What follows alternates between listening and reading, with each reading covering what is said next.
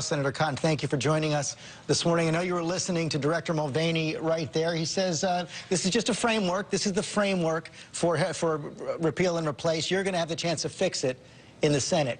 Can this bill be fixed? George, the bill probably can be fixed, but it's going to take a lot of carpentry on that framework. As it's written today, this bill in the House of Representatives cannot pass the Senate, and I believe it would have adverse consequences for millions of Americans, and it wouldn't deliver on our promises to reduce the cost of health insurance for Americans. So I would say to my friends in the House of Representatives with whom I serve, do not walk the plank and vote for a bill that cannot pass the Senate and then have to face the consequences of that vote. George, you were in the White House in 1993. You remember when House Democrats voted for a BTU energy tax.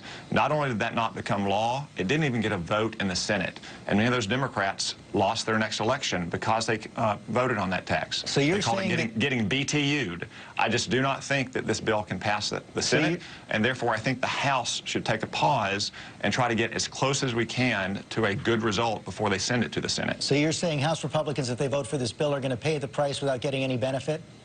I'm afraid that if they vote for this bill, they're going to put the House majority at risk next year. And we have majorities in the House and the Senate and the White House, not only to repeal Obamacare and get health care reform right, but to reform our taxes and our regulations and build up our military and accomplish many other things. And I don't want to see the House majority put at risk on a bill that is not going to pass the Senate. That's why I think we should take a pause, try to solve as many of the problems on both Medicaid and the individual insurance market in this bill in the House, and then allow the Senate to take its work up. You heard Director Mulvaney. He disputed your view, your analysis that this bill is going to increase premiums for Americans. He says you're discounting the value of competition.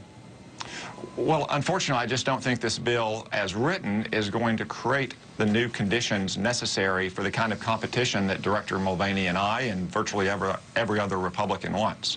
For instance, this bill leaves most of the Obamacare insurance regulations in place, and it's those regulations that have caused most of the premiums to increase, not just in the Obamacare exchanges, but in the job-based insurance market as well. We share the same goals of wanting to repeal Obamacare and getting health insurance rates down so people can get access to care, but as this bill is written as a practical matter, I just don't see that competition occurring as it needs to. You also heard Director Mulvaney on the CBO. He's questioning the CBO's analysis, but even before it comes out. Do you believe that the Congressional Budget Office is going to make passage of this bill easier or more difficult? Well, George, I don't think the House should have proceeded without a CBO estimate. At the same time, the director of the CBO is not Moses. He doesn't come down from the mountaintops with stone tablets. They're human like the rest of us. They can make mistakes.